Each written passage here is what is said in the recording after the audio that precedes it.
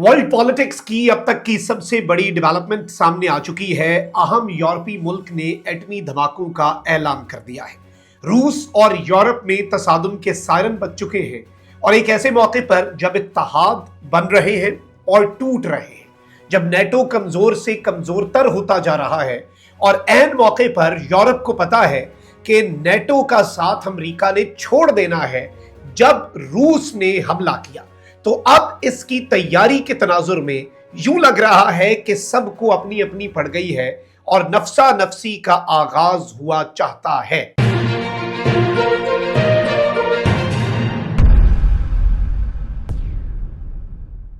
बिस्मिल्लाहिर्रहमानिर्रहीम, अस्सलाम वालेकुम। मैं हूं मखदूम शहाबुद्दीन। 18 जून 2026 जुमेरात का दिन। कुछ इंतहाई तरीन अपडेट्स हैं जो आपके सामने रखनी है।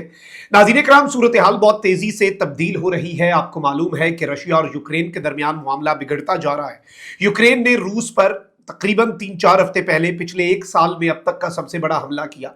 बात यहीं पर रुक जाती, लेकिन उसके बाद यूक्रेन ने कल रूस पर पिछले 2 साल में इतना बड़ा हमला नहीं हुआ जो हमला कर दिया है।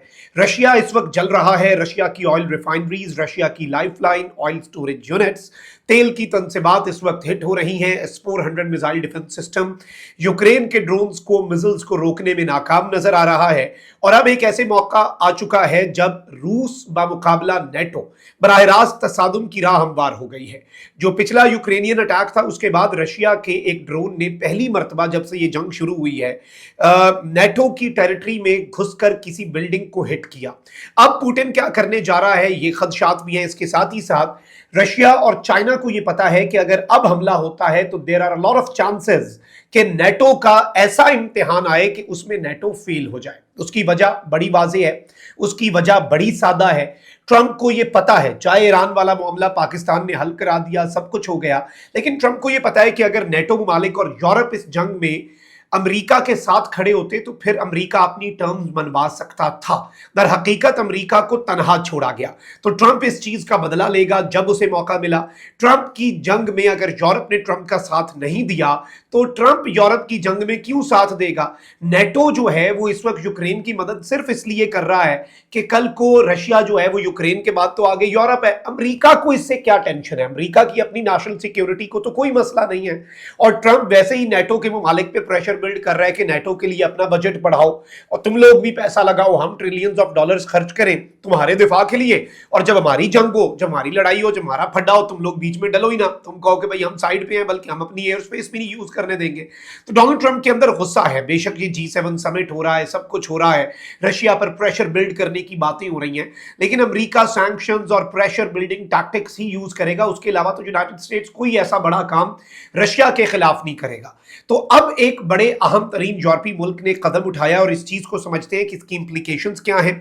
उससे पहले अगर अभी तक आपने इस वीडियो को लाइक नहीं किया, लाइक जरूर कर दें, कमेंट सेक्शन में राय का इजहार भी कीजिएगा और आपने हो सके तो इस वीडियो को शेयर भी कर देना है।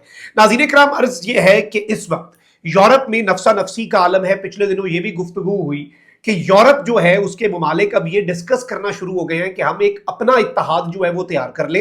एक इस तरह के इत्तेहाद को हम रेडी कर लेते हैं, एक इस तरह का इत्तेहाद हम तैयार कर लेते हैं कि just in case United states जो है वो अगर यूरोप का साथ नहीं देता तो फिर यूरोपियन कंट्रीज एट लीस्ट कम अज कम जो यूरोप के ममालिक हैं वो अपना दिफा मुश्तरका तौर पर कर सके। लेकिन कल को ये कितना रेलेवेंट होगा, कल को ये कितना फिजिबल होगा, ये भी एक बड़ा अहम सवाल है। इसके ऊपर भी कंसर्न्स जो हैं वो मौजूद हैं कि क्या यूरोप मिलकर भी अपना दिफा कर पाता है। जर्मनी के इंटेलिजेंस चीफ पहले यूरोप को और अपने मुल्क को खबरदार कर चुके हैं कि भाई अपना अपना दिफा की तैयारी कर लो। इस साल के एंड तक रशिया ने डायरेक्ट बम मारने हैं। इसराइल की तर्ज पे अपने अपने बंकर बना लो, अपने अंडरग्राउंड मेट्रो स्टेशन को रेडी कर लो। खतरा सर पे जी मंडला रहा है और CIA की रिपोर्ट भी यही कहती है कि रशिया तैयार हो जाएगा उस वक्त तक। अब जो अहम चीज है वो ये है कि एक अहम तरीन मुल्क है यूरोप का और इस मुल्क ने नेटो में भी शमूलियत इख्तियार की और ये मुल्क है जी फिनलैंड। फिनलैंड ने 2023 में नेटो में शिरकत इख्तियार की थी और इसने शिरकत भी नेटो में इसलिए की, ये नेटो का मेंबर क्यों बना ये भी समझे। ये यूरोप का मेंबर था तो नेटो का मेंबर क्यों नहीं था। बेसिकली इसकी एक नॉन अलाइनमेंट की पॉलिसी थी कि हम किसी ब्लॉक में नहीं जाएंगे।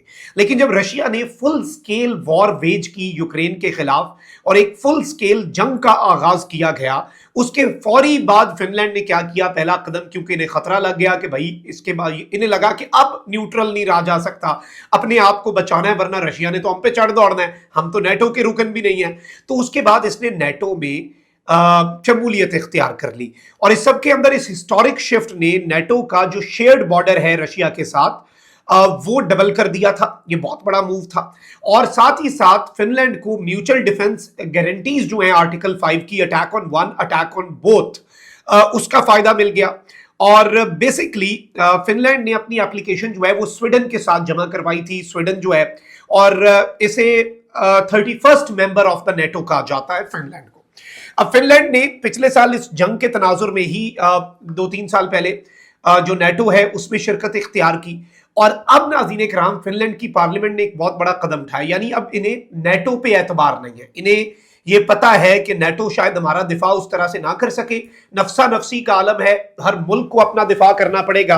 अमेरिका की कैपेसिटीज और कैपेबिलिटीज जिसकी तरफ पूरा यूरोप देख रहा है वो भी एक्सपोज हुई है मिडिल ईस्ट वॉर में, तो वो यहां पर भी देख रहे हैं। तो इन्हें पता है कि सिर्फ एक ही वो चीज है जो आपको मुमताज कर सकती है बाकियों से, और वो है एटमी हथियार। तो फिनलैंड की पार्लियामेंट ने ऑफिशियली एक लॉ को अप्रूव कर लिया है और जो मुल्क ने, फिनलैंड ने बैन लगाया था कि न्यूक्लियर वेपन्स नहीं बनने। फिनलैंड का कानून ये कहता था कि there is a ban on development of nuclear weapons, nuclear हथियार बनाने के ऊपर एक बैन है।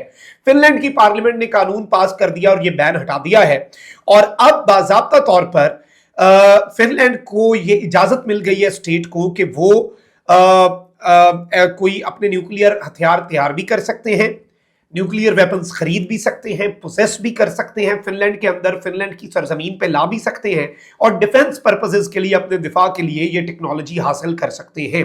ब्लूमबर्ग की हेडलाइन ये है, Finland lifts nuclear weapons ban as security risks grow. Security risk बढ़ रहे हैं और रशिया ने अब डायरेक्ट नेटो के ममालिक पे अटैक करना है और हर मुल्क को अपनी अपनी पड़ गई है। फिर पॉलिटिको जो है ईयू का जरीदा है वो कहता है Finland tears up nuclear weapons ban in NATO shift.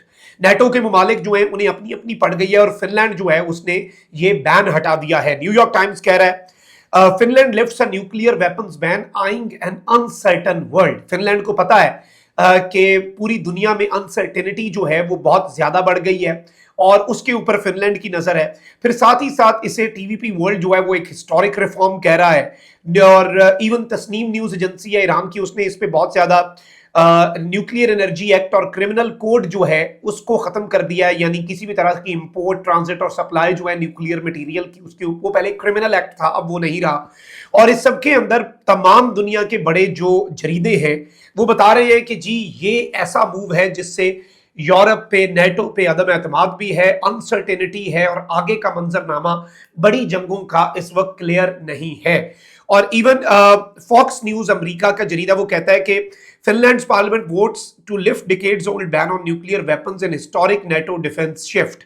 इसे भी एक बड़े मूव के तौर पर देखा जा रहा है। तो ये एक बड़ी डेवलपमेंट है आई थिंक, और रीसेंट अटैक्स के तनाजुर में भी and what Russian federation can do उसके तनाजुर में भी। कमेंट सेक्शन में राय का इजहार जरूर कीजिएगा। अपना बहुत ख्याल रखें। अल्लाह निगहबान। पाकिस्तान जिंदाबाद।